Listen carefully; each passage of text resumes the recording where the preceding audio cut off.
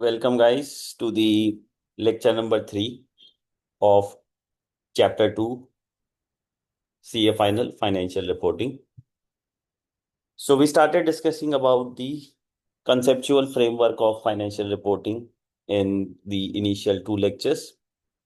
As I discussed, say conceptual framework is very important if you want to score well, or let's say if you want to understand financial reporting effectively, then having sound knowledge of conceptual framework is very important.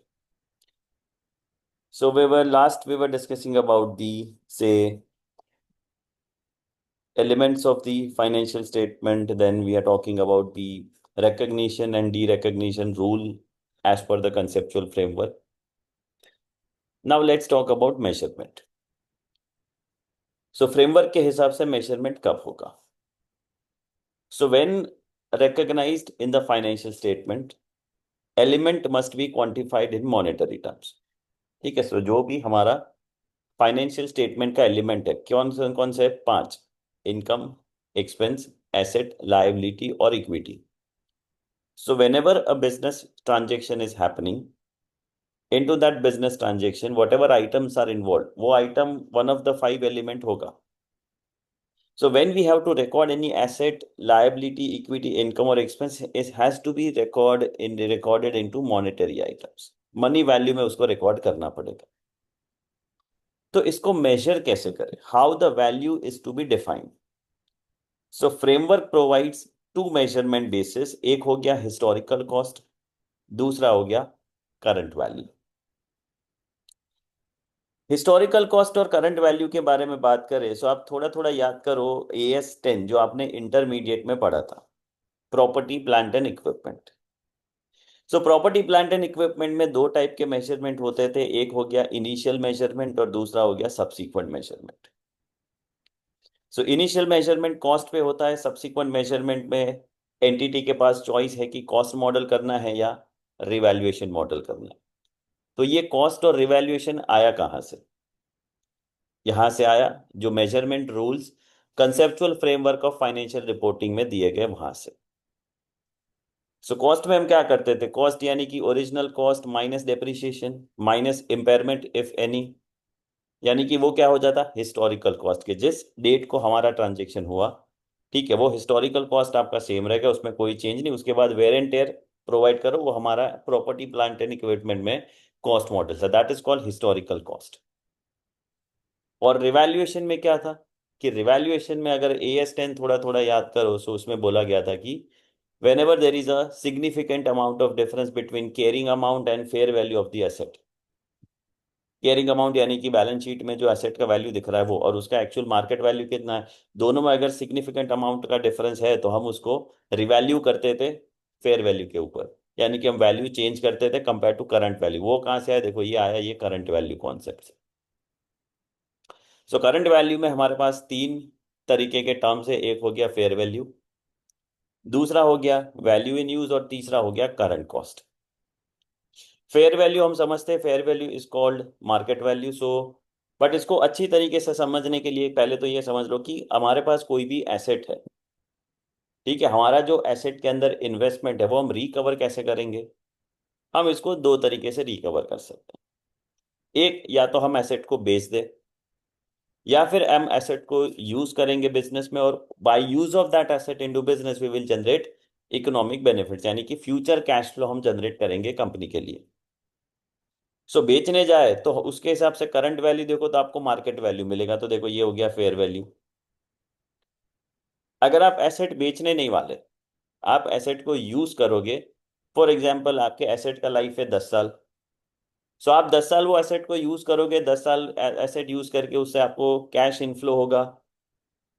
वो क्या हो गया? Value in use, present value of future cash flow. तो ये वही हो गया, अभी एसेट यूज करके हमने कितने बेनिफिट जनरेट किए, that is my value in use, present value of future cash flow. But वो कब यूज में आएगा? अगर मुझे करंट वैल्यू चाहिए but I am not going to sell the asset, my plan is to use the asset into business and by generating economic benefit out of the same. So वहां पे I cannot use fair value, I need to get value in use. और तीसरा है current cost concept. अब current cost concept ऐसा है कि basically जो ऐसी इकोनॉमी में यूज होता है कि जहां पे काफी हाइपर इन्फ्लेशनरी से इन्फ्लेशन सिचुएशन है। नॉर्मल इकोनॉमी में करंट कॉस्ट कॉन्सेप्ट यूज नहीं होता। हम थोड़ी देर में देखते हैं कि करंट कॉस्ट का भी एग्जाम्पल डिस्कस करते हैं कैसे होता है वो। सो यहाँ पे हम बोल गए कि करंट वैल्यू, तो जिसमें हमने दो देखा, एग्जिट वैल्यू देखना है। Say if I want to sell the asset, how much I am going to recover, okay, if I am sell then fair value, it is my exit value. Value in use, so that is present value of future cash flow, यानी कि वो आपका value in use हो गया। और current cost, current cost होता है entry value. वो कैसे होता है अभी समझते हैं। सो पहले यहाँ पे चलो करंट कॉस्ट को समझ लेते हैं। लेट्स से, जैसे मैंने बोला कि बहुत हाइपर इन्फ्लेशनरी इन्फ्लेशन है, हाइपर इन्फ्लेशनरी इकोनॉमी है।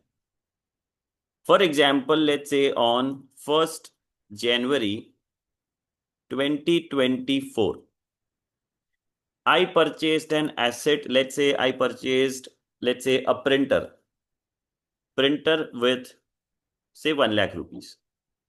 ठीक है, 1 लाख रुपए में मैंने प्रिंटर खरीदा। Useful life is let's say 5 years।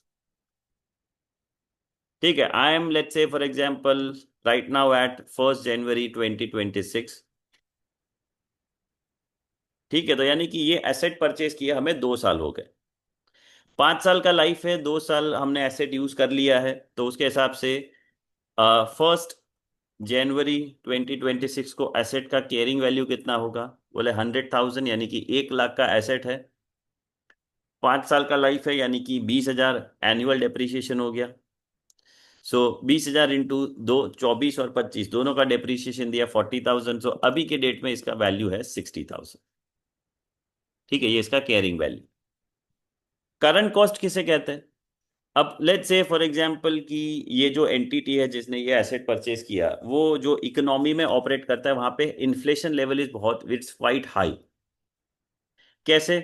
कि जो प्रिंटर मुझे 2 साल पहले 1 लाख रुपए में मिल रहा था, वही प्रिंटर आज मुझे मिल रहा है 1,30,000 में।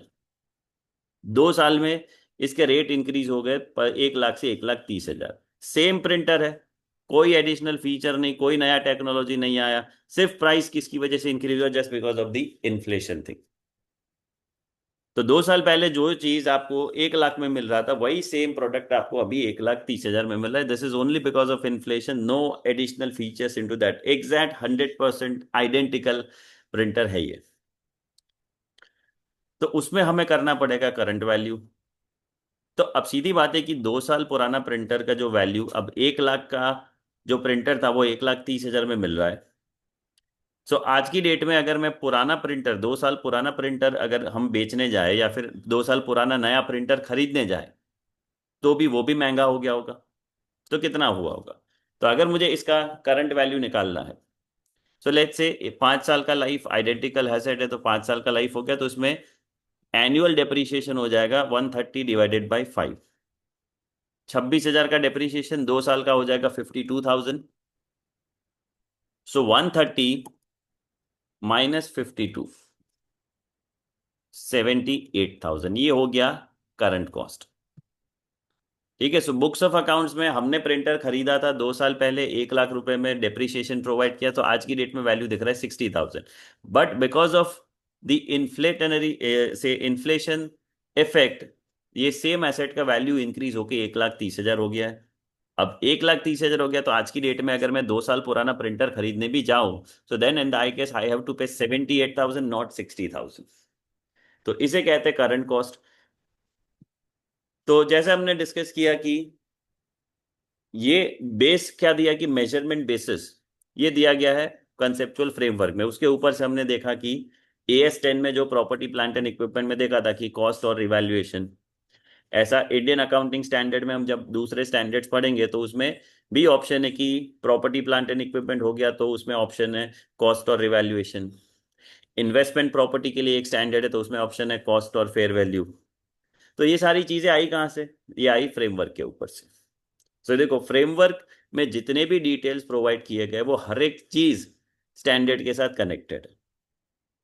तो स्टैंडर्ड में क्या दिया है वो रट्टा नहीं लगाना है, स्टैंडर्ड में जो आया वो because of the framework, framework के उसके पीछे का लॉजिक है। सो जितना अच्छे से हम फ्रेमवर्क समझेंगे उतने अच्छे से हमारा स्टैंडर्ड का अंडरस्टैंडिंग बढ़ेगा। अब यहाँ पे क्वेश्चन आएगा कि जब दो मेजरमेंट बेसिस प्रोवाइड किया गया है, हिस्टोरिकल कॉस्ट और करंट वैल्यू, अगर हम स्टैंडर्ड AS10 की बात करें प्रॉपर्टी प्लांट एंड इक्विपमेंट की, तो उसमें दिया गया है कॉस्ट और रिवैल्यूएशन। बट कौन से केस में, मतलब कब हम कॉस्ट मॉडल फॉलो करें, कब हम रिवैल्यूएशन मॉडल फॉलो करें? अगर इन्वेस्टमेंट प्रॉपर्टी का स्टैंडर्ड है तो कब हम कॉस्ट मॉडल फॉलो करें, कब हम फेयर वैल्यू मॉडल फॉलो करें? ये गाइडेंस स्पेसिफिक स्टैंडर्ड के अंदर नहीं दिया हुआ है। सो मुझे कॉस्ट करना है या फेयर वैल्यू करना है वो स्टैंडर्ड के अंदर मेंशन नहीं है, वो दिया गया है फ्रेमवर्क में। तो इसलिए बोल रहा हूँ framework is very important. So here also if we can see which say whether we should follow cost or whether I mean whether we should follow historical cost or whether we should follow current value method, we need to see, हमें factors देखने हैं। अब क्या check करना है? So again अभी चले जाओ कैरेक्टरिस्टिक्स ऑफ इंफॉर्मेशन में। सो कैरेक्टरिस्टिक्स ऑफ इंफॉर्मेशन क्या है? रेलेवेंस। सो एंटिटी को ये चेक करना पड़ेगा कि अगर एंटिटी हिस्टोरिकल कॉस्ट करे या करंट वैल्यू करे, दोनों में से कौन से टाइप के मेजरमेंट में यूजर को ज्यादा रेलेवेंट इंफॉर्मेशन मिलेगा। Right, so how we have to decide? To decide which measurement basis to apply, entity has to check which measurement base will provide more relevant information. अब इसके लिए हम क्या कर सकते हैं कि कैसे ज्यादा रेलेवेंट इंफॉर्मेशन प्रोवाइड होगा? सो इन दैट केस ये बोले कि we have to check the characteristics of asset और liability and how it is going to generate future cash flow. अब जैसे फॉर एग्जाम्पल भी एसेट और लायबिलिटी की कैरेक्टरिस्टिक्स, तो उसके ऊपर से हमें डिसाइड करना पड़ेगा कि कौन सा मॉडल ज्यादा रेलेवेंट होगा। लेट्स से फॉर एग्जांपल अगर कोई कंप्यूटर लिया, ठीक है, सो कंप्यूटर का नेचर ऑफ एसेट कैरेक्टरिस्टिक्स ऐसा है कि उसका वैल्यू कभी इंक्रीज नहीं होगा, over a period of time उसका वैल्यू डिक्रीज ही होने वाला है। अब डिक्रीज होगा तो यानी कि उसमें रिवैल्यूएशन यानी कि करंट मार्केट वैल्यू करने की जरूरत नहीं है, उसमें हिस्टोरिकल कॉस्ट में वैसे ही आप डेप्रिसिएशन प्रोवाइड कर रहे हो। So applying historical cost will provide more appropriate or we can say more relevant information to the users. या फिर दूसरी साइड देखो लैंड। सो लैंड वैसे हिस्टोरिकल कॉस्ट की बात करें, land is non depreciable asset. So एक प्लॉट ऑफ लैंड खरीदा फॉर एग्जांपल 50 लाख में, 3 साल के बाद उसका वैल्यू हो गया 65 लाख। तो लैंड का नेचर क्या है? लैंड के कैरेक्टरिस्टिक्स ये कि ये कैपिटल अप्रिशिएटिंग एसेट है। अगर इसमें अगर हम हिस्टोरिकल कॉस्ट अप्लाई करेंगे तो उसमें अभी का मार्केट वैल्यू जो है वो यूजर को पता नहीं चलेगा। लेकिन उस केस में अगर हमने करंट वैल्यू किया for the measurement of land, so then it will provide more relevant information to the users. So देखो ये भी कनेक्ट कहां से हो गया? Characteristics of information, everything is connected. Faithful representation देखना है कि भाई कंसिस्टेंट बेसिस पे क्या फॉलो हो रहा है, and which provides more amount of certainty, that model we have to apply for, कि किस में ज्यादा सर्टेनिटी होगा, कंसिस्टेंट प्रेजेंटेशन क्या है, उसके हिसाब से हिस्टोरिकल कॉस्ट या तो करंट वैल्यू चूज किया जाएगा। आगे जब हम स्टैंडर्ड पढ़ेंगे उसमें आएंगे आपके बहुत सारे ऑप्शन है कि भाई ये मेजरमेंट करना है, कॉस्ट करना है या फेयर वैल्यू करना है, fair value through profit loss करना है, फेयर वैल्यू थ्रू OCI करना है। That we will see in when we study the standards, but no standard is providing reason or we can say providing any kind of guidance that which measurement basis should be applied for. Which measurement basis should be applied for is given in the conceptual framework, और वो भी कैसे decide करेंगे? Okay, so then we have to see the information what we are providing और information के characteristics.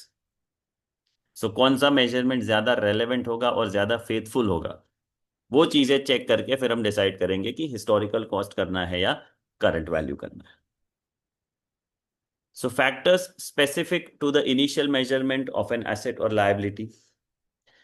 As a general principle, entities should use the same measurement basis for initial recognition and subsequent measurement. So general principle ये बोल रहा है कि भाई आप क्या करो, स्टार्टिंग में जो इनिशियल मेजरमेंट चूज किया वही आप सब्सिक्वेंट यानी कि इनिशियल रिकग्निशन के बाद जो आप अकाउंट करोगे उसमें भी सेम मेजरमेंट फॉलो कीजिए। टू पॉसिबल सिनारियोस हो गए, बी एट मार्केट ट्रांजेक्शन और ऑफ मार्केट ट्रांजेक्शन। सो समझते हैं इसको थोड़ा सा डिटेल में कि ट्रांजेक्शन ऑन मार्केट टर्म्स, यानी कि मार्केट टर्म्स के हिसाब से अगर ट्रांजेक्शन हुआ, so transaction using currency. So let's say, for example, in a cash transaction, at the time of initial recognition, cost of an asset acquired or of a liability incurred is normal, normally similar to the fair value as on that date, unless transaction costs are significant. तो initial measurement पे बोले आपका, आप भले ही cost पे record कर रहे हो लेकिन वो आपका फेयर वैल्यू ही है। लेट्स से फॉर एग्जांपल कि आज की डेट में अगर हम एक लेट्स से गाड़ी परचेस करने जा रहे हैं, सो आज हमने नया गाड़ी परचेस किया, हमने जो प्राइस पे किया वो मेरे लिए कॉस्ट है, बट ज्यादातर वो क्या होगा, वो मार्केट वैल्यू ही है, normally similar to the market value. हाँ, अगर कोई ट्रांजेक्शन कॉस्ट इन्वॉल्व है जो काफी सिग्निफिकेंट है तो उतना चेंज आएगा, otherwise normally my initial cost of purchase is similar to the market value on the same date. So therefore, whether historical cost or current value is used as measurement basis subsequently, same basis is also normally appropriate at initial recognition also. So whether जो भी आपने पहले historical cost किया या current value किया subsequent measurement basis में, same basis should also normally appropriate at initial recognition also। तो जो आप देखो दोनों सेम ही होता है, तो इनिशियली आप उसको कॉस्ट बोलो या फेयर वैल्यू बोलो, दोनों केस में सेम चीज ही आपका अप्लीकेबल होगा।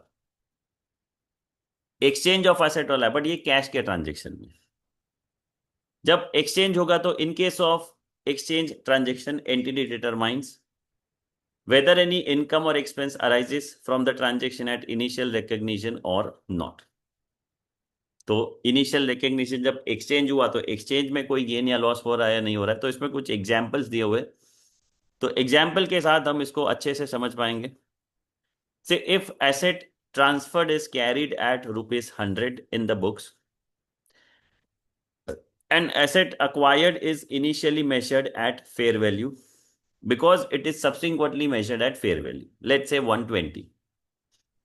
So the difference of 20 is recognized in the statement of profit or loss। ये वर्ड गलत है, प्रॉफिट एंड लॉस नहीं होता, प्रॉफिट और लॉस होता है, ठीक है। So this nobody has highlighted this, but again think from the point कि हमने 11th स्टैंडर्ड से जब से अकाउंट्स पढ़ना स्टार्ट किया, हमने कितने सारे प्रॉफिट और लॉस स्टेटमेंट बनाए, बट क्या एक भी स्टेटमेंट में प्रॉफिट और लॉस दोनों साथ में आया है? नहीं, या तो प्रॉफिट आता है या तो लॉस आता है। सो ये करेक्ट टर्म मॉड्यूल में भी ये करेक्शन की जरूरत है, but correct term is statement of profit और लॉस, ये मॉड्यूल का ही एग्जाम्पल है। सो यहाँ पे जैसे बोला कि भी एक हमारे पास बुक्स ऑफ अकाउंट्स में एक एसेट है जिसका वैल्यू 100 रुपए, वो एसेट दे के हमने नया एसेट लिया और उसका मार्केट वैल्यू है 120। सो हमें 100 का एसेट दे के 120 का एसेट मिला, तो 20 रुपए क्या हो गया, मेरा प्रॉफिट हो गया। Continuing with this example above, if asset is acquired is subsequently measured at cost, no income or expense arise at initial recognition since the asset acquired is initially measured at cost, which is the fair value of asset transferred that is given up, unless income or expense arise from the derecognition of transfer of asset or liability, or unless asset is impaired or the liability or a very important thing। So अगर यहाँ पे ये बोल रहे measurement basis की बात कर रहे कि या क्या करो आप ट्रांजेक्शन यूजिंग करेंसी या तो एक्सचेंज हो गया, यहां पे करेंसी में क्या बोल दिया कि अगर कैश ट्रांजेक्शन हो, देखो वापस इसको समझते, बहुत थोड़ा सा इंपॉर्टेंट है, थोड़ा सा ऑड भी लिखा हुआ है, तो इसको थोड़ा सा डिकोड करके सिंपल करते हैं। In cash transaction at the time of initial recognition, ठीक है, यानी कि हम एसेट की बात करते हैं, एसेट के थ्रू समझना इजी है। सो मैंने कोई एसेट परचेज किया कैश में, यानी कि जिस डेट पे परचेज किया उस टाइम पे हम ये एसेट को फर्स्ट टाइम रिकॉर्ड करेंगे बुक्स ऑफ अकाउंट्स में, तो उस दिन पे उसका मार्केट वैल्यू भी सेम होगा। हाँ, अगर उसमें कोई ट्रांजेक्शन कॉस्ट है तो ट्रांजेक्शन कॉस्ट क्या होता है कि जैसे फॉर एग्जांपल मैंने कोई शेयर्स परचेज किए, तो शेयर्स के साथ ट्रांजेक्शन कॉस्ट में क्या आएगा कि मुझे उसके साथ अपना ये जो हमारे अपने ब्रोकर को कमीशन देना पड़ेगा, वो ट्रांजेक्शन कॉस्ट है। बट वो इतना सिग्निफिकेंट होता नहीं है। तो उस केस में इनिशियली जब हम फर्स्ट टाइम रिकॉर्ड कर रहे हैं कैश ट्रांजेक्शन में, तो मार्केट वैल्यू और परचेज प्राइस वो दोनों, कॉस्ट और मार्केट वैल्यू दोनों सेम है। तो ऐसे केस में ये बोल रहे हैं कि आप हिस्टोरिकल कॉस्ट करो या करंट वैल्यू करो मेजरमेंट बेसिस के लिए, same basis is also normally appropriate at initial recognition only. तो आप जो भी सब्सिक्वेंट में करने वाले हो वही आप एक्चुअली कर रहे हो, हम नाम खाली अलग अलग दे रहे हैं। ठीक है, सब्सिक्वेंट में मुझे रिवैल्यूएशन करना है, तो रिवैल्यूएशन किस पे होता है, मार्केट वैल्यू। बट जब मैंने इनिशियल रिकग्निशन किया, यानी कि मैंने कोई एसेट परचेज किया, तो मैंने परचेज प्राइस किया वो मार्केट वैल्यू पे ही है। सो वहां पे दोनों मार्केट वैल्यू ही हो रहा है। एक्सचेंज के केस में क्या बोला कि भाई हमारे बुक्स ऑफ अकाउंट्स में 100 रुपए का एसेट है, हमने नया एसेट अक्वायर किया 120 में। So if asset is transferred is 100 और हम फेयर वैल्यू कर रहे हैं, ठीक है, हम क्या बोले कि भाई एसेट को हम सब्सिक्वेंटली फेयर वैल्यू पे रिकॉर्ड करने वाले हैं। तो यहाँ पे क्वेश्चन ये बोले कि इनिशियल आप एसेट को फर्स्ट टाइम रिकॉर्ड करोगे, और फर्स्ट टाइम रिकॉर्ड करने के बाद उसका अकाउंटिंग कैसे करोगे। बोले जो आप सब्सिक्वेंट अकाउंटिंग करने वाले हो उसी हिसाब से आप इनिशियल रिकग्निशन करो। तो ये हमने एक एसेट एक्सचेंज किया, और हमने डिसाइड ये किया कि हमारे पास जो एसेट आएगा उसको हम फेयर वैल्यू पे अकाउंट करेंगे। सो बोले आप इसको फेयर वैल्यू पे अकाउंट करने वाले हो तो आप उसको इनिशियल रिकग्निशन भी फेयर वैल्यू पे ही करो, उसको फिर कॉस्ट पे मत करो। सो हमने 100 रुपए का एसेट दिया, सामने 120 का एसेट आया, उसका तो मार्केट वैल्यू 120 है। सो मैं 120 का एसेट रिकॉर्ड करूंगा, उस केस में डिफरेंस जो है 20 का, मतलब मेरे बुक्स में तो 100 का ही एसेट था, 100 की जगह पे 120 से मैंने रिकॉर्ड किया। ठीक है, किस क्या बेस लिया, मार्केट वैल्यू का, किसका, जो एसेट मेरे पास आ रहा है वो। तो 20 रुपए का मेरा प्रॉफिट रिकॉर्ड होगा। लेकिन हमने ये डिसाइड किया कि ये जो हम एक्सचेंज में हमारे पास एसेट आ रहा है उसको सब्सिक्वेंटली भी हम कॉस्ट पे ही रिकॉर्ड करने वाले। तो मेरा एक्चुअली कॉस्ट क्या है, तो मेरा तो कॉस्ट है कि भाई मैंने 100 रुपए का एसेट दिया, उसके सामने मेरे पास नया एसेट आया, उसका मुझे कॉस्ट अकाउंटिंग ही करना है। सो मेरा क्या हो गया, जो मैंने एसेट जो दिया है एक्सचेंज में उसका मेरा कॉस्ट था 100 रुपए, तो ये एसेट हम 100 रुपए से रिकॉर्ड करेंगे। उस केस में इनिशियल मेजरमेंट पे कोई गेन या लॉस आएगा नहीं। बट एक वो क्या हो जाएगा कि मार्केट टर्म्स पे अगर ट्रांजेक्शन है तो। ऑफ मार्केट टर्म्स क्या हो गया, सो कुछ एग्जांपल्स दिए हुए हैं। So transaction price may be affected by relationship between entities, यानी कि रिलेटेड पार्टी ट्रांजेक्शन है तो उस केस में मार्केट टर्म्स पे शायद ट्रांजेक्शन ना हो। Asset may be granted to an entity free of charge by government, तो उसमें फिर हमारा कोई कॉस्ट है ही नहीं, हमें तो गवर्नमेंट से ग्रांट मिला है, so this is free of cost for me. Asset may be donated to entity by another entity, मुझे एसेट गिफ्ट में मिला, तो वो भी ऑफ मार्केट ट्रांजेक्शन है। Liability may be imposed by legislation और रेगुलेशंस, सो वो तो लायबिलिटी डिसाइड करेगा by statute, let's say for example income tax department या GST department. Liability to pay compensation और penalty may arise from act of wrong doing, सो वो तो वो again वो मार्केट टर्म्स पे नहीं है। वो तो अगर चलो कोर्ट केस चल रहा है और उसमें हमें कोई कॉम्पनसेशन देना है, तो जो कोर्ट डिसाइड करेगा उसके हिसाब से वो कॉम्पनसेशन होगा, पेनल्टी। तो ये सारे ऑफ मार्केट ट्रांजेक्शन के एग्जाम्पल्स है। इस केस में क्या करेंगे, सो बोले in such cases historical cost may not provide faithful representation and hence it may be appropriate to measure the asset acquired or liability incurred at deemed cost। तो जो of market transaction है, अभी उसमें आपका कोई market value तो है नहीं, तो बोले आप इसको कॉस्ट पे करोगे तो वो ज्यादा रेलेवेंट इंफॉर्मेशन या फिर फेथफुल रिप्रेजेंटेशन प्रोवाइड नहीं करेगा। तो उस केस में आपको निकालना है डीम्ड कॉस्ट। तो डीम्ड कॉस्ट क्या होगा,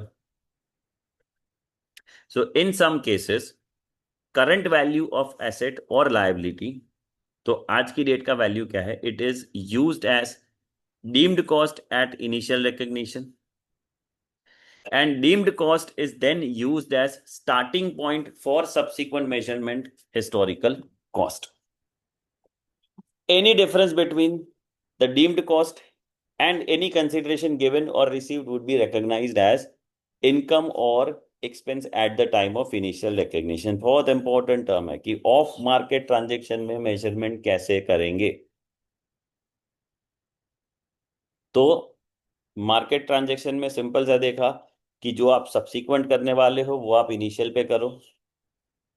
उसमें भी देखना है कि ट्रांजेक्शन कैसे हुआ है. मॉनेटरी ट्रांजेक्शन है यानी कि ट्रांजेक्शन करेंसी से हुआ, यानी कि आप पेमेंट करोगे या तो पेमेंट रिसीव करोगे, या तो एक्सचेंज ट्रांजेक्शन है. दोनों में अकॉर्डिंगली डिसाइड होगा. और ऑफ मार्केट ट्रांजेक्शन में आपको लेना है डीम्ड कॉस्ट. डीम्ड कॉस्ट यानी कि करंट वैल्यू ऑफ एसेट और liability. More than one basis of measurement अगर अवेलेबल है तो. So in most of the cases, most understandable way to provide information is to use single measurement for both the asset or liability in the balance sheet and for related income expenses in the statement of profit loss, and to provide in notes additional information applying different measurement basis. So बोले जब आपके पास अलग अलग measurement basis available है, तो बोले आप एक जो सिमिलर ट्रांजेक्शन है, यानी कि आपके एसेट है तो एसेट से रिलेटेड इनकम होगा प्रॉफिट लॉस में, लायबिलिटी है तो लायबिलिटी रिलेटेड एक्सपेंस होगा प्रॉफिट लॉस में. तो इसके लिए हमें सिंगल मेजरमेंट बेस यूज करना है. कॉस्ट करो तो कॉस्ट करो, करंट वैल्यू करो तो करंट वैल्यू करो. और अगर कहीं पे डिफरेंट मेजरमेंट बेसिस अप्लाई किया गया है तो उस केस में हम एडिशनल इंफॉर्मेशन प्रोवाइड करेंगे through notes to accounts. However, in some cases, that information is more relevant or results into more faithful representation of both the entity's financial position and faithful performance, though through the use of current value measurement basis for asset or liability in the balance sheet and different measurement basis related to income and expense in the profit or loss section of the statement of profit or loss. यानी कि बोल रहे कि भी normally आपको single measurement base use करना है. कौन से केस में? कि एसेट है तो उसके रिलेटेड जो भी इनकम होगा प्रॉफिट लॉस में, एक्सपेंस है तो उसके रिलेटेड लायबिलिटी हो, तो उसमें सेम मेजरमेंट होना चाहिए. बट बोले कुछ केसेस में बैलेंस शीट में आपका कॉस्ट हिस्टोरिकल कॉस्ट हो रहा है और प्रॉफिट लॉस में उससे रिलेटेड जो इनकम एक्सपेंस है उसमें अलग मेजरमेंट बेस यूज हो रहा है, तो वो बट वो ज्यादा फेथफुल परफॉर्मेंस प्रोवाइड किया जाएगा. कैसे? तो एग्जाम्पल दिया हुआ है. Say entity may choose to measure an interest bearing financial asset at fair value through other comprehensive income. In this case, total fair value change is separated and classified so that profit or loss section of the statement of profit or loss includes the interest income, applying that amortized cost as measurement basis, and other comprehensive income includes all the remaining fair value changes. अब इसको मैं थोड़ा सा simple करता हूं कि हमारे पास एक फाइनेंशियल एसेट है जिसके ऊपर इंटरेस्ट इनकम मिल रहा है, बट उसका अकाउंटिंग किया गया है fair value through other comprehensive income से. अब ये नॉर्मली कौन से केस में होता है कि जैसे फॉर एग्जांपल जब हमें देखना है कि वो हम जब इंड एस 109 करेंगे उस टाइम पे हम ज्यादा डिटेल में डिस्कस करेंगे, बट ये अलग अलग मेजरमेंट बेसिस को समझने के लिए ये थोड़ा समझना ज्यादा इजी है, तो हम ज्यादा रिलेट कर पाएंगे. सो इंड एस 109 जो है वो फाइनेंशियल एसेट जो बेसिकली हमारे डेट इन्वेस्टमेंट होते हैं, यानी कि हमने अगर कोई कंपनी के इक्विटी शेयर में इन्वेस्ट किया तो मेरा इक्विटी इन्वेस्टमेंट हो गया. अदर देन इक्विटी जो भी सारे इन्वेस्टमेंट है वो डेट इन्वेस्टमेंट की कैटेगरी में आते हैं. जैसे हमने किसी कंपनी के डिबेंचर्स में इन्वेस्ट किया, लोन नोट में इश्यू किया, प्रेफरेंस शेयर में इन्वेस्ट किया, मतलब सॉरी प्रेफरेंस शेयर अगर रिडीमेबल है तो वो सारे हमारे क्या हो जाते हैं? हमारे डेट इन्वेस्टमेंट हो जाते हैं. अब ये जो हमारे इन्वेस्टमेंट है उसका अकाउंटिंग कैसे करेंगे? तो उसमें अकाउंटिंग में एक ऑप्शन दिया गया कि हमें उसमें बेसिकली देखना होता है कि कंपनी का इंटेंशन क्या है ये इन्वेस्टमेंट करने का. तो अगर कंपनी का इंटेंशन ये है कि हमने जो ये इन्वेस्टमेंट किया उससे हमें कॉन्ट्रैक्चुअल कैश फ्लो चाहिए. तो कॉन्ट्रैक्चुअल कैश फ्लो यानी कि यहां पे बोला गया है इंटरेस्ट बेयरिंग इन्वेस्टमेंट है, यानी कि कॉन्ट्रेक्चुअल कैश फ्लो क्या हो गया कि हमने कोई कंपनी के डिबेंचर में पैसा डाला तो डिबेंचर के ऊपर मुझे इंटरेस्ट इनकम मिलेगा, ये मेरा कॉन्ट्रेक्चुअल कैश फ्लो हो गया। बट साथ में ये बोला गया कि हाँ, अगर मेच्योरिटी से पहले, ठीक है, मान लो कि ये 5 साल के डिबेंचर्स है, तो 5 साल में मैच्योरिटी से पहले अगर हमें कोई दूसरा प्रॉफिटेबल इन्वेस्टमेंट ऑप्शन मिलता है तो उस केस में क्या होगा कि वो बोले कि तो फिर उस केस में हम ये क्या करेंगे, डिबेंचर्स बेच देंगे, जो पैसा आएगा उसको हम दूसरे प्रॉफिटेबल इन्वेस्टमेंट में इंक्लूड, मतलब उस दूसरे प्रॉफिटेबल इन्वेस्टमेंट में वो पैसा डाल देंगे। तो यहां पे आता है fair value through other comprehensive income. अब ये तो सिर्फ ऑप्शन है, जैसे मैंने बोला कि अगर 5 साल का डिबेंचर्स है, अगर हमें कोई दूसरा प्रॉफिटेबल इन्वेस्टमेंट मिला तो, अगर दूसरा कोई प्रॉफिटेबल इन्वेस्टमेंट है ही नहीं तो हम इसको बेचेंगे ही नहीं। बट अगर बेचने जाओ तो कितना वैल्यू मिल सकता है, ये हमें फाइनेंशियल स्टेटमेंट में दिखाना पड़ता है। तो एक तो हो गया कि भाई जो हमारा डिबेंचर है उसको over a period of time हमें कितना इंटरेस्ट इनकम मिलने वाला है, वो अमोटाइज कॉस्ट पे आ गया, यानी कि हिस्टोरिकल कॉस्ट पे आ गया। लेकिन फर्स्ट ईयर एंड के बाद वो डिबेंचर्स का मार्केट वैल्यू कितना है, मतलब अगर मुझे ये डिबेंचर्स को बेच के दूसरे कोई इन्वेस्टमेंट में पैसा डालना है तो मुझे वो डिबेंचर बेच के कितना पैसा मिल सकता है, तो बोले उसके लिए हमें वो डिबेंचर का मार्केट वैल्यू चेक करना पड़ेगा। और वो हम मार्केट वैल्यू के चेंजेस रिकॉर्ड करेंगे, मतलब फॉर एग्जांपल 100 रुपए का बैलेंस है मेरे बुक्स ऑफ अकाउंट्स में लेकिन उसका मार्केट वैल्यू 110 है, तो हम ये डिबेंचर का यानी कि एसेट का वैल्यू 10 रुपए से इंक्रीज करेंगे और 10 रुपए का जो गेन है वो अदर कॉम्प्रिहेंसिव इनकम में रिकॉर्ड करेंगे। क्यों? अगेन, ये रियलाइज्ड गेन नहीं है, ओसीआई हम डिस्कस करेंगे लास्ट में कि 10 रुपए का जो गेन है, प्रूडेंस कॉन्सेप्ट क्या बोलता है कि gain, income and gains to be recognised only when they are virtually certain. तो ये सर्टन तो है नहीं, हम तो सिर्फ फर्स्ट ईयर में कि अगर कंपनी को दूसरा प्रॉफिटेबल इन्वेस्टमेंट मिला होता तो अगर वो बेचते तो उससे 110 रिकवर होते, बट वो बेचेंगे तो कंफर्म होगा, अगर नहीं बेचेंगे तो नहीं आने वाला, इसलिए उसको प्रॉफिट लॉस में नहीं डाला जाता, उसको रिकॉर्ड किया जाता है ओसीआई में। ओसीआई में क्या हो गया, ये फेयर वैल्यू का चेंज रिकॉर्ड किया। तो ये होता है हमारा मतलब जो जहां पे दो मिक्स्ड बेसिस अकाउंटिंग हो रहा है।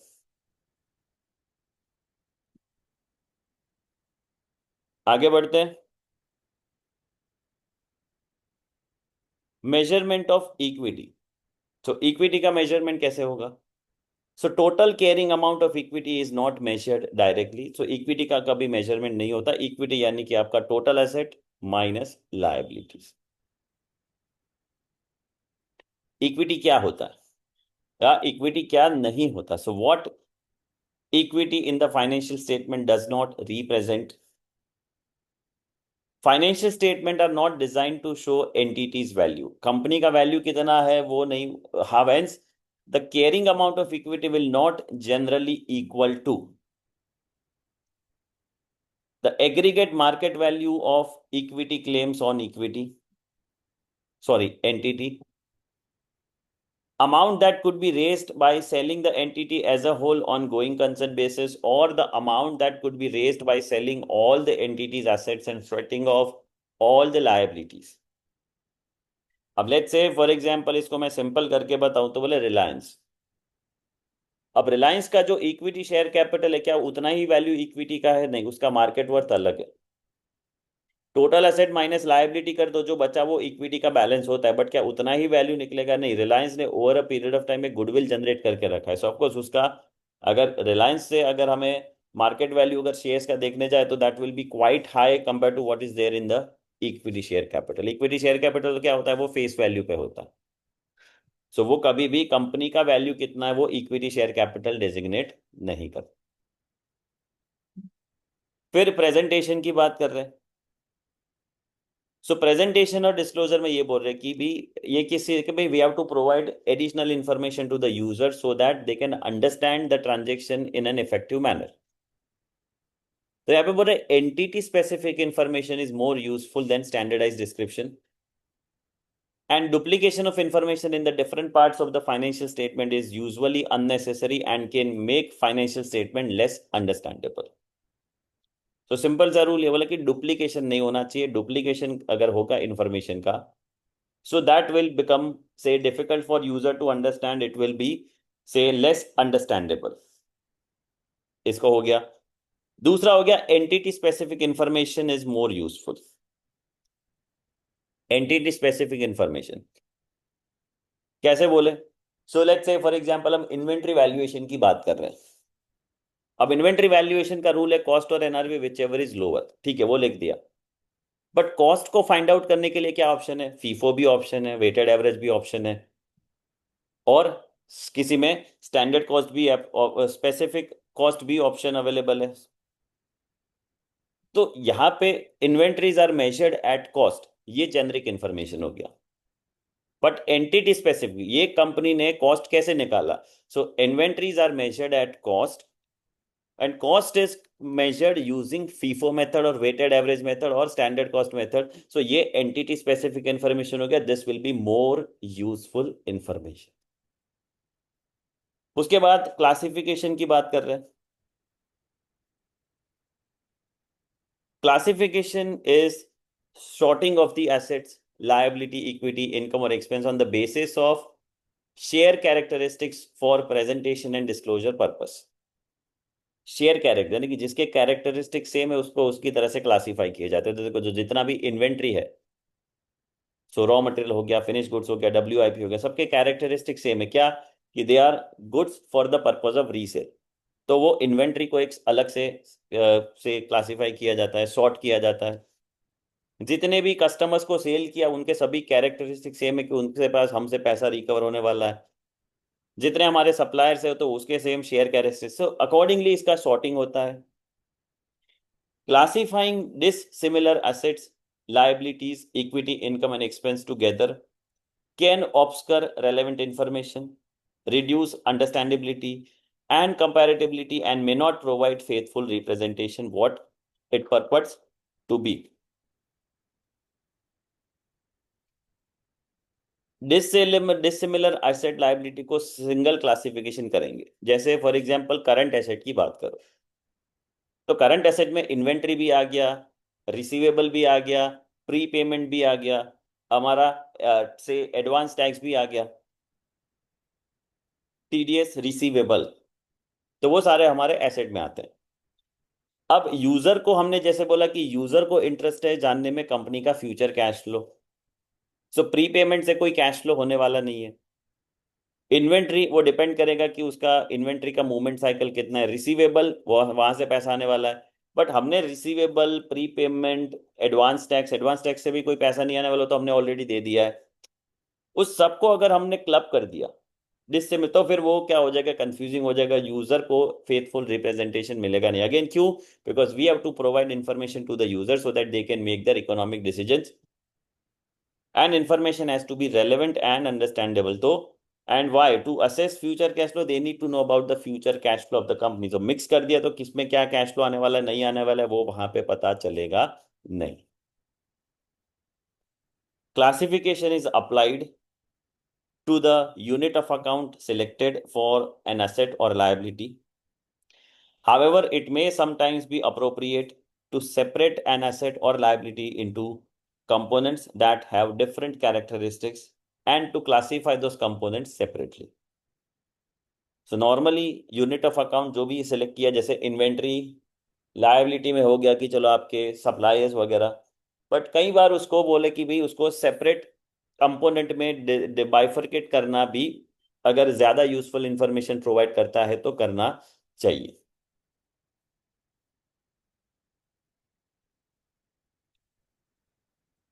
अगर डिफरेंट कैरेक्टरिस्टिक्स है तो जैसे कभी इन्वेंट्री में हो गया, सो इन्वेंट्री वैसे सेम कैरेक्टरिस्ट, बट इन्वेंट्री में फिनिश गुड्स कितना है, WIP कितना है, हाँ, इसमें हमारा रॉ मटेरियल कितना है. अगर हम प्रॉपर्टी प्लांट एंड इक्विपमेंट की बात करें तो उसमें भी नॉन करंट एसेट तो सिंपल हो गया, बट नॉन करंट एसेट में भी हम करते हैं कि property plant and equipment, WIP, intangible asset, WIP का इंटेंजिबल एसेट का WIP, वर्क इन प्रोसेस. तो वो हम अलग करते हैं. वो यहाँ से आया कि भाई इट इज तो ये सेम चीज ये इधर आ गया। Classification is applied to income and expenses resulting from the unit of account selected for an asset or a liability or components of such income and expense if those components have different characteristics and classified separately। तो अगर हमने separate classification किया है तो उससे related जो income और expense होगा उसका भी सेपरेट क्लासिफिकेशन प्रॉफिट लॉस में होगा। सिंपल, तो दोनों को मिक्स नहीं करना। जो बैलेंस शीट में अगर सेपरेट क्लासिफिकेशन है तो उससे रिलेटेड जो भी इनकम एक्सपेंस होगा वो प्रॉफिट लॉस में भी हमें सेपरेट क्लासिफिकेशन दिखाना है। To provide useful information, it may be necessary to classify equity claims separately if those equity claims have different characteristics।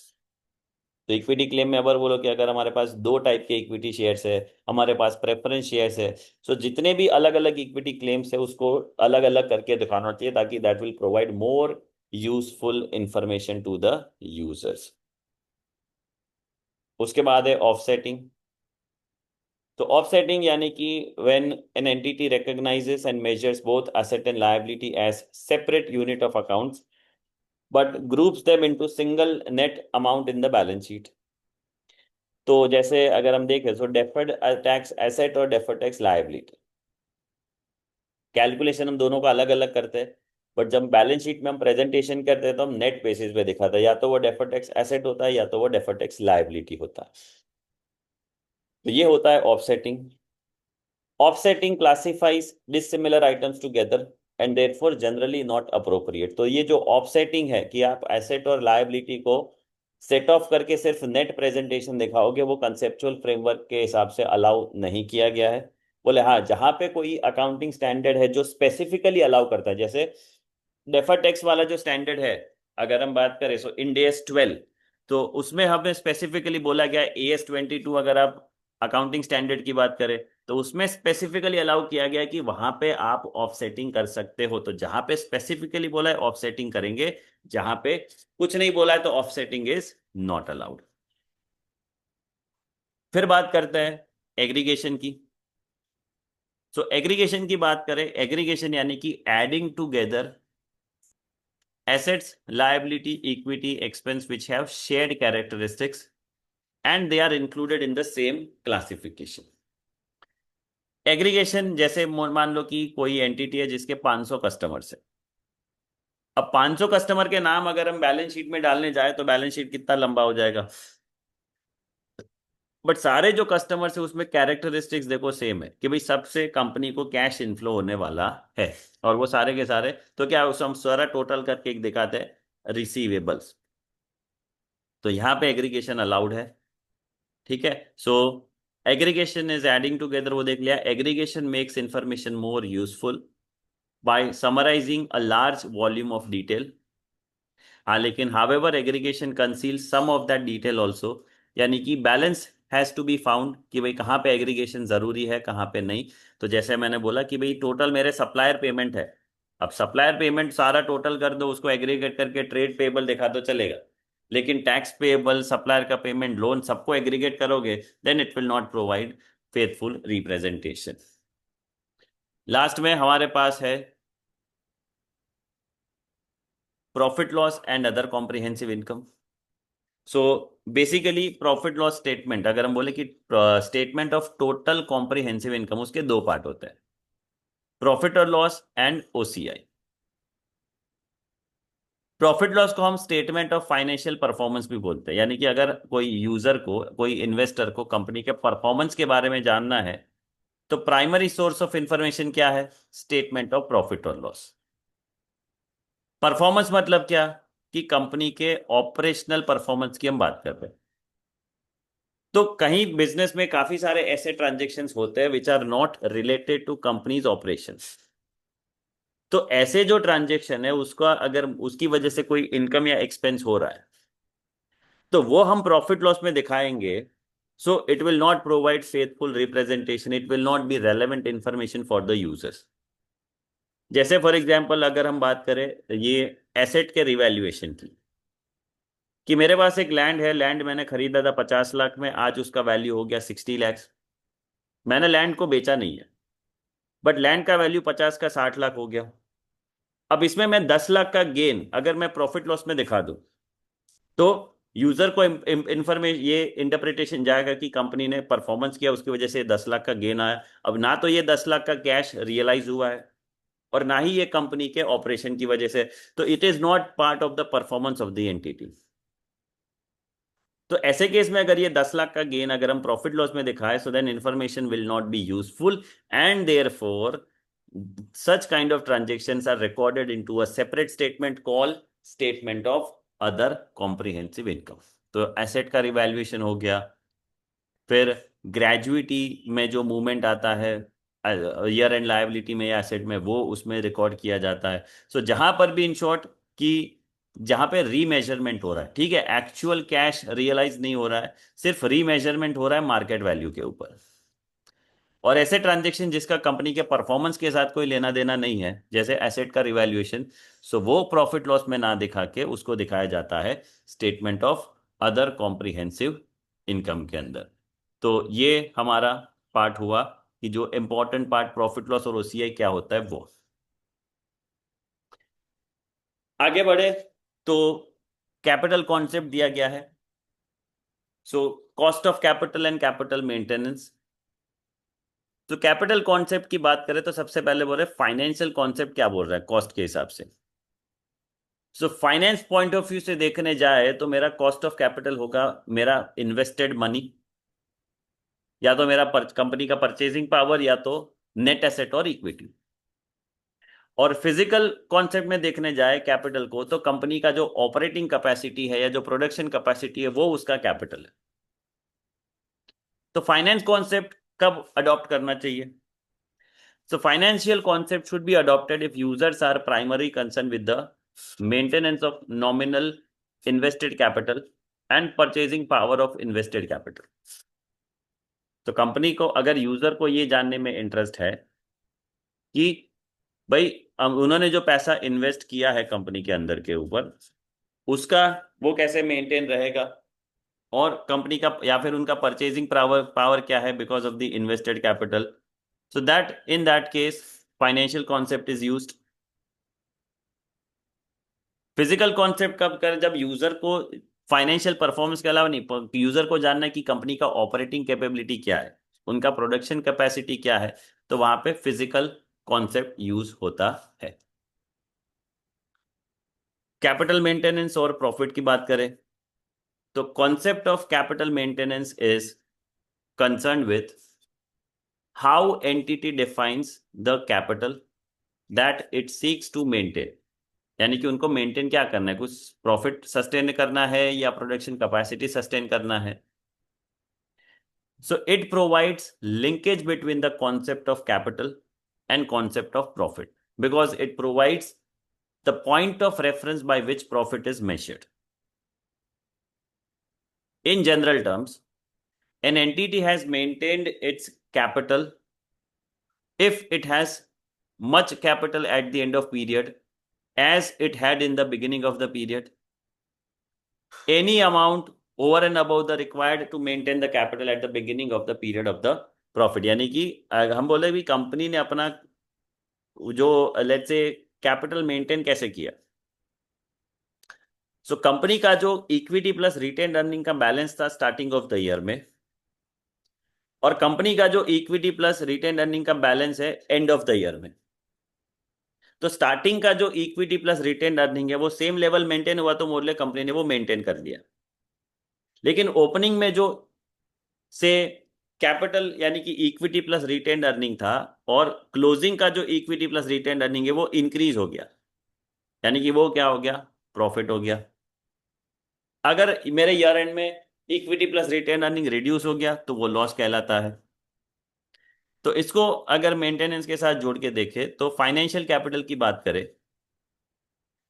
under this concept profit is earned only if the financial amount of net asset at the end of period exceeds the financial amount of net asset at the beginning of the period after excluding any distribution to say in either nominal monetary units or unit of the constant purchasing power।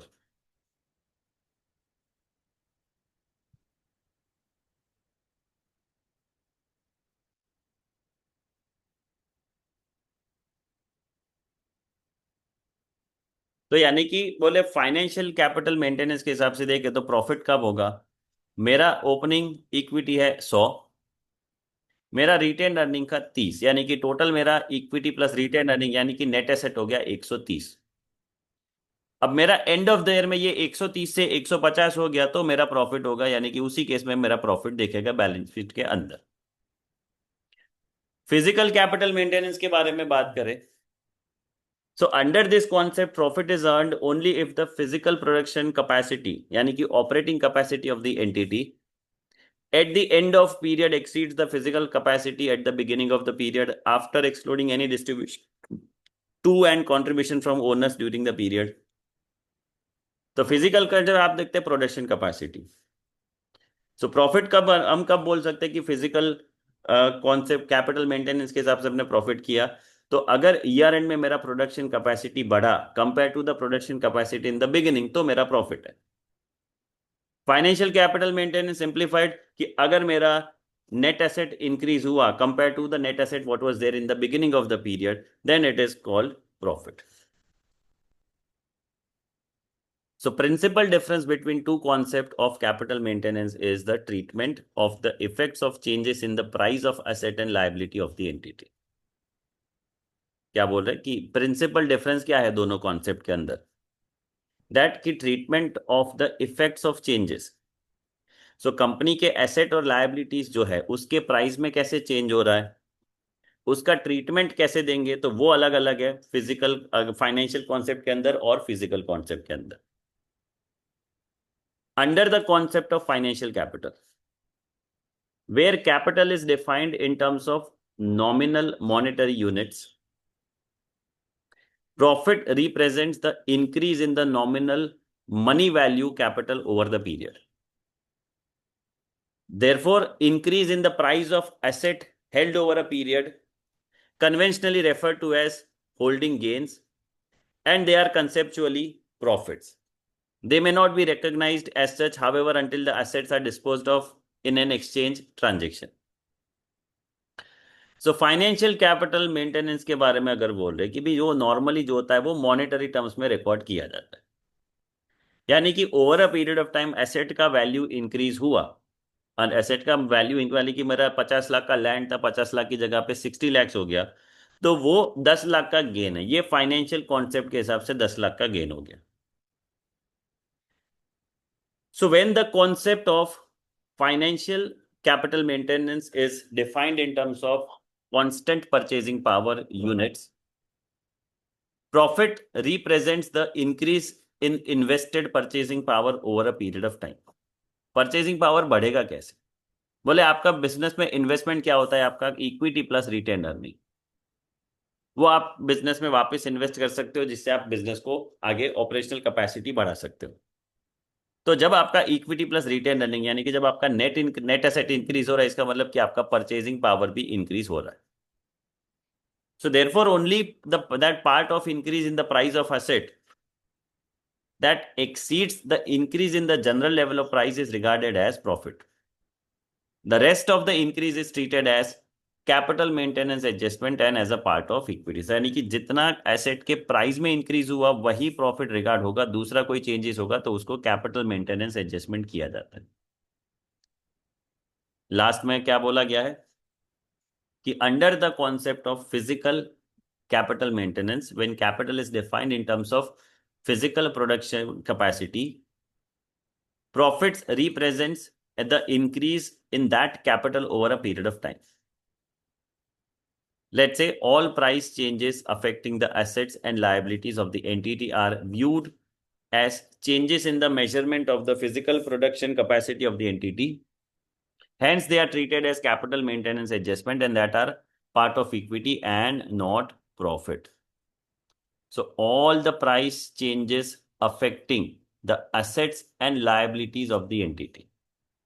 So market के अंदर कोई भी मतलब जो भी let's say price change हुआ है asset liability की वजह से, मतलब कोई भी इसे लेट्स से इन्वेंट्री है, इन्वेंट्री का वैल्यू चेंज हो रहा है, हमारा जो स्टैंडर्ड इन्वेंट्री है, अब इन्वेंट्री के प्राइस में फ्लक्चुएशन आएगा तो उसका इफेक्ट आएगा हमारे एसेट वैल्यू पे।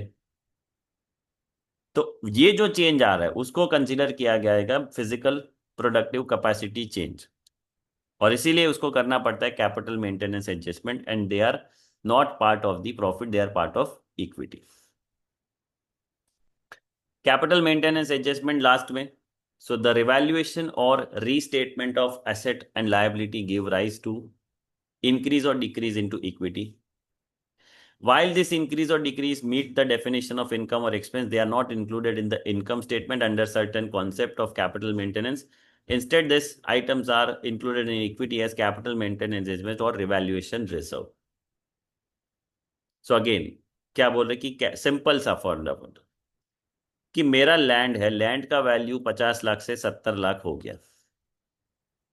अब 50 से 70 हुआ, बट क्या उससे मेरा कोई कैश रियलाइज हुआ, मॉनेटरी टर्म्स में कुछ रियलाइजेशन हुआ? नहीं हुआ। तो वो एक तरीके से मेरा इनकम है, लेकिन उसको प्रॉफिट लॉस स्टेटमेंट में रिकॉर्ड नहीं किया जाएगा, उसको रिकॉर्ड किया जाता है अदर कॉम्प्रिहेंसिव इनकम में, और फिर वो अदर कॉम्प्रिहेंसिव इनकम से चला जाता है कंपनी के अदर इक्विटी में एज रिवैल्यूएशन सरप्लस। तो ये होता है कैपिटल मेंटेनेंस कॉन्सेप्ट, और इसे कहते हैं कैपिटल मेंटेनेंस एडजस्टमेंट। तो ये हो गया हमारा conceptual framework of financial reporting. Again इसके बारे में अगर ब्रीफली मैं बता दूं तो इम्पोर्टेंट पार्ट इज अगेन कि भाई कैरेक्टरिस्टिक्स ऑफ इंफॉर्मेशन क्या है, मेजरमेंट बेसिस क्या है, रिकग्निशन डी रिकग्निशन, जितना हम इसको इफेक्टिवली समझेंगे that will help us to understand the standards in detail. तो I hope you it is easy to understand. अगर कुछ भी नहीं समझ में आ रहा है, so guys you can definitely write to me on this into say comment of the video also. You can write to me on LinkedIn also, and you can write to me on my say WhatsApp also for any kind of queries. So thank you so much. I will meet again with the another chapter of the CA final financial reporting. Thank you so much.